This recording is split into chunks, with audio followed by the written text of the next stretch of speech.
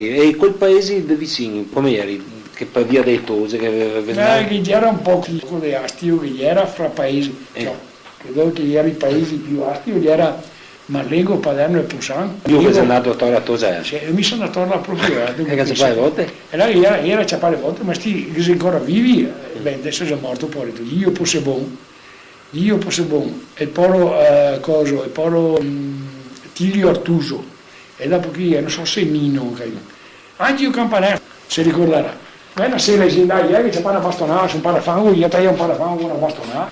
Insomma, andai su una staia una sera, cioè, insomma, gli spettava fuori perché chiamava cambio, no? Come cambio? Uno che stava in staia a mezz'ora, dopo se era un foresto, arrivava a stare mezz'ora, era queste tose che stava a sentare, si contava queste storie, questo qui, era a mare, era... Noi si dal Sant'Angelo andava a Fiò, gli portava uno che conosceva, andiamo a Fiò sulla staia del corso, del Pan, sera. E andava, e sta mezz'ora, dopo mezz'ora, diciamo, era che altri 3-4 fuori, che era da Marlengo, da Ponzano. Chiamava a cambio e bisogna andare fuori, se non ti ciapava, ti portava a corte e sono andati fuori. E che sera io non sono andati fuori, che chiama a cambio, se mi sono lì, io trovai fuori, cioè, sassai, da dire una sera, sassi, e uno con un bastone ha dato una pacca al po' Roberto.